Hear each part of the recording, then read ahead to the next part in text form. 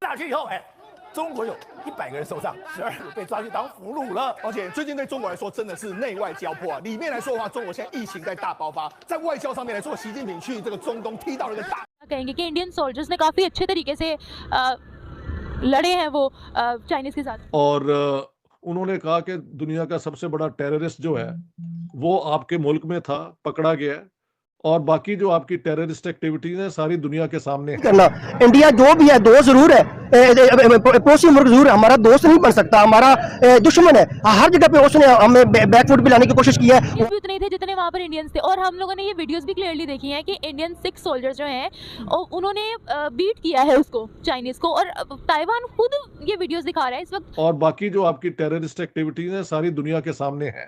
And I think Jaishankar was absolutely right.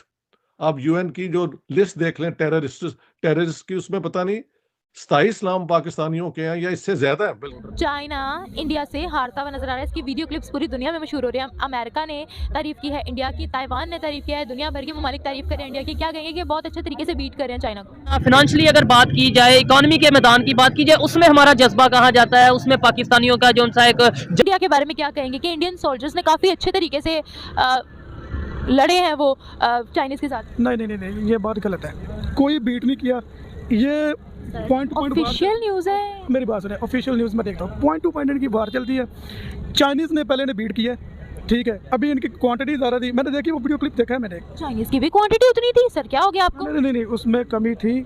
Beat किया, सिर्फ एक बाड़ लगी हुई थी, उस पर एक दूसरे को। चाइनीज भी उतने थे जितने वहाँ पर इंडियंस थे, और हम लोगों ने ये वीडियोस भी क्लियरली देखी हैं कि इंडियन 6 सोल्जर्स जो हैं उन्होंने बीट किया है उसको, चाइनीज को, और ताइवान खुद ये वीडियोस दिखा रहा है इस वक्त। यूएस ने भी, आपको पता है पेंटागन यूएस के अंदर है, पेंटागन ने भी कांग्रेचुलेट किया है इंडिया को कि आपने बहुत अच्छे तरीके से उन्हें बीट किया है। अब मैं आपको बताती हूँ, कराची में अभी पिछले ही महीने ये वाक़या हुआ है, वहाँ पर चाइनीज पे हमने अटैक किया है। फिर चाइना से स्पेशल मैसेज आया है, सिक्योरिटी थ्रेट्स अपने ठीक रखो। बताएं कि क्या आप इंडिया को सपोर्ट कर रहे हो? मैं फैक्ट्स एंड फिगर्स पे बात कर रही हूँ, ठीक है? कर रहे हो, लेकिन फैक्ट्स एंड फिगर्स सच पे बात कर रही हूँ। जो पाकिस्तानियों को जिस बारे में इल्म नहीं है, मैं उस बारे में भी बात कर रही हूँ, ठीक है? पाकिस्तान ने सबसे पहले जो उनके हैं foreign minister doctor Jaishankar Subrahmanyam को क्वेश्चन कर दिया ऑन कश्मीर। ये शुरू इस तरह हुआ है। तो उन्होंने फिर इन रिस्पॉन्स कहा कि आप अपना जो है टेररिज्म का जो रिकॉर्ड है उसको ठीक करें और अमन की तरफ कोई बात करें। ये क्या, you keep on repeating the same thing. आपकी मतलब जो उधर से फिर इल्जाम लगा, और उन्होंने कहा कि दुनिया का सबसे बड़ा टेररिस्ट जो है वो आपके मुल्क में था, पकड़ा गया है, और बाकी जो आपकी टेररिस्ट एक्टिविटीज हैं सारी दुनिया के सामने है। And I think Jaishankar was absolutely right. आप यूएन की जो लिस्ट देख लें टेररिस्ट की, उसमें पता नहीं 27 नाम पाकिस्तानियों के हैं या इससे ज्यादा है। बल्कि 27 ऑर्गेनाइजेशंस के नाम है, और इनकी सारी एक्टिविटीज जो है वो ऑन रिकॉर्ड है। इन्होंने कहा है कि the butcher of Gujarat is the prime minister of India, और ये भी मिसाल दी है वेयर ही इज राइट कि ये रिसेंटली उन्होंने, उनके कोर्ट्स ने जिन लोगों ने एक मुसलमान औरत बिल्किस को रेप किया था, उसको ना सिर्फ छोड़ दिया, लेकिन जब वो बाहर आए लोग तो उनको हार पहनाए गए और हीरो बनाया गया, जिसके ऊपर इंडियन जो हैं जर्नलिस्ट जो अक्सर बीजेपी के सपोर्टर होते हैं, उन्होंने भी बड़ी तनकीद की है। और ये भी उन्होंने कहा कि जब नरेंद्र मोदी वो चीफ मिनिस्टर, तो अमेरिका ने और कई मुल्कों ने इनको वीजा देने का रिफ्यूज कर दिया था। Here he is also right.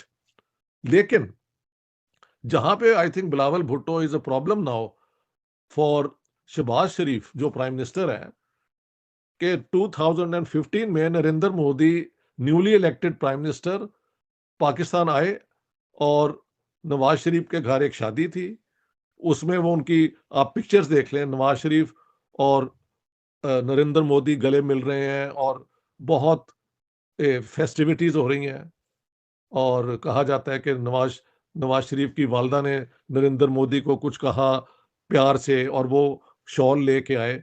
ये जो इल्ज़ाम लगा रहे हैं कि वो बड़ा नॉनसेंस मुझे लगता है कि इंडिया ने कोशिश की है कि हाफिज सईद के तनी घर पे वो बम चला दिया जाए या कुछ, भाई 30 साल तो उन्होंने ये किया नहीं जब ये एक्टिविटी करते रहे, और हाफिज सईद के कई जियाले जो हैं उनकी बहुत टेररिज्म एक्टिविटी इंडिया में हुई है। हाँ जी, तो अब जाके उन्होंने क्यों किया होगा, उन्हें जरूरत क्या है, जब Hafiz Saeed is already declared by the UN as an international terrorist. एक टेररिस्ट को मारने की क्या जरूरत है, वो तो वैसे ही बदनाम है। लिहाजा ये जो डॉसियर कहते हैं ना हमारे पास है, वो इल्जाम इनकी तरफ से होगा, क्या वो दुनिया उसको कबूल कर लेगी, दैट्स अ डिफरेंट क्वेश्चन। और every year 1000 Hindu girls from Sindh उनको अबडक्ट करके उन्हें बाय फोर्स कन्वर्ट करके तो किसी मुसलमानों के साथ उनकी मैरिज हो जाती है। कोई पीर है, पता नहीं मियां मिट्ठू या क्यों, वो बदनाम है इस काम में करवाने में। अब तो यूके सैंक्शंस भी लग गए हैं उन पर। तो then ask this man Bilawal Bhutto, ये क्या पॉइंट स्कोरिंग में क्या पाकिस्तान को फायदा हुआ है? मैं तो ये कह सकता हूं कि Bilawal Bhutto is the English speaking Sheikh Rashid of Pakistan. कि पाकिस्तान तकरीबन 95% इकोनॉमिकली डिफॉल्ट हो चुका है, वजह क्या है इसकी? सर मुझे जो वजह लगती है वो है पॉलिटिकल इंस्टेबिलिटी। ठीक है, तो मेरी नज़र में एक वजह पॉलिटिकल इंस्टेबिलिटी है। ठीक है। अच्छा मुझे ये बताएं, हम कोई भी फील्ड हो, चाहे जंग का मैदान, चाहे क्रिकेट का या स्पोर्ट्स का, मतलब खेलों का मैदान हो, हम ये कहते हैं पाकिस्तान में जज्बा बहुत है। ये भी एक डायलॉग हमारा है कि पाकिस्तान में टैलेंट बहुत है। इकॉनमी के मैदान में हमारा टैलेंट कहाँ जाता है, हमारा जज्बा कहाँ जाता है? इकॉनमी में हम क्यों नहीं ग्रो कर पा रहे? देखो बात यह है कि आज से 6 महीने पहले पाकिस्तान की इकॉनमी फ्लरिशिंग इकॉनमी थी, हम ग्रो कर रहे थे, हमारा जो ग्रोथ रेट था इकॉनमी का वो 6% के ऊपर स्टैंड कर रहा था। उसके बाद एक ऐसी हुकूमत आ गई जिसके ऊपर अवाम का ट्रस्ट नहीं है। ठीक है, मुझे तो क्या आपको लगता है ये जो भी सारा सीन है, हम जो 95% डिफॉल्ट हो चुके हैं, सिर्फ ये 6 माह का कसूर है? उससे पीछे कुछ भी नहीं था, पीछे सब ठीक था? नहीं यार, पॉलिसीज़ तो खैर आप 6 महीने का तो नहीं कह सकते, पॉलिसीज़ तो हमेशा लॉन्ग टर्म पॉलिसीज़ होती हैं, लेकिन मुझे ऐसा लगता है कि इन 6 महीनों में ना हमारे पास कोई रोड मैप नहीं है। ठीक है, देखिए इन्वेस्टर वो हमेशा वो रोड मैप देखते हैं, यानी आपकी जो प्लानिंग क्या है, फ्यूचरिस्टिक प्लानिंग क्या है। ठीक है, तो अगर हम इन्वेस्टर्स को ग्रैब करना चाहते हैं तो मुझे ऐसा लगता है कि सिक्योरिटी भी देखते हैं। Yes definitely we have to show them something कि हमारे पास प्लानिंग है और आगे हमारा ग्रोथ रेट इंक्रीज कर रहा है या उसके पॉलिटिकल